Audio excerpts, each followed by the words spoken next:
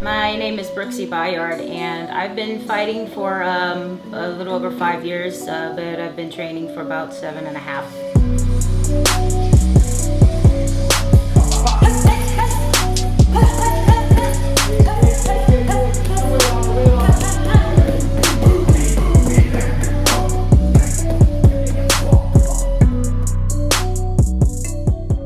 Going back to when I was younger, I was always athletic. I have a dancing background. I competed in dance, and the kind of brutal dance where you're jumping in the air and landing on top of your feet. So I was pretty conditioned for roughness. I started training people for a living, wanted to make more money.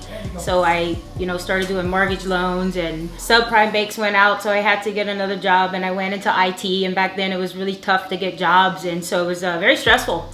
So I kind of took an interest in Krav Maga, and I just heard it was this really interesting martial art and Israeli hand-to-hand combat.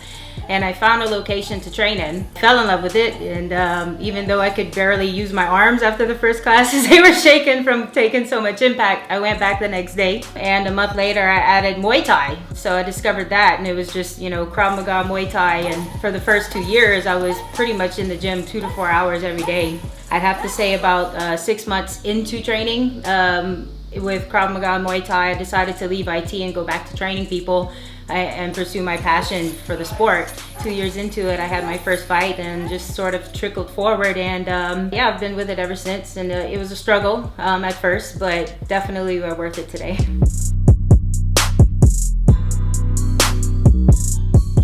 So I recently had a fight. Basically, the focus for that fight was for me to practice patience. If any of you have ever followed my career, you would see that I'm not a very patient fighter. Not naturally, I'm very aggressive. I mean, the bell rings and somehow I am like beamed over there and I have no idea how to jump over so fast, and I'm throwing punches. So the big thing for me, especially going against more fighters with more technical proficiency and more skill, you want to practice some patience. You might not know, but I travel really far to go training. I'm living in Pasadena. I drive all the way to Westlake Village to train. And then I also have to frequent to Whittier to where my clients are. So it's quite a bit.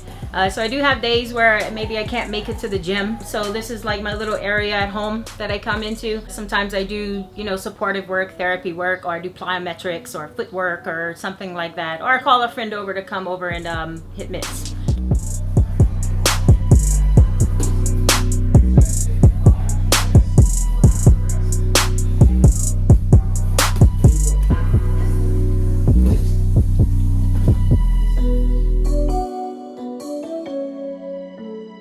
So some of the ways that I get my nutrition for being a healthy athlete is through a plant-based diet primarily. I used to eat non-plant-based diet, more so like chicken and rice and broccoli. That was my diet for a long time into the sport.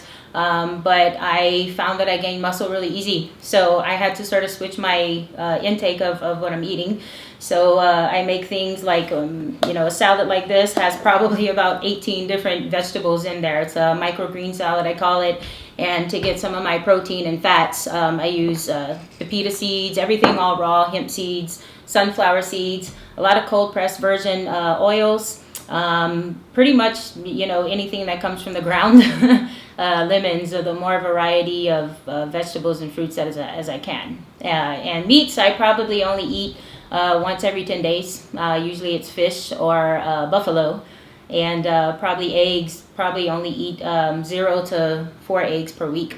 Other than that, it's nuts, seeds, avocados, veggies, grains, sweet potatoes, squash. That's my diet.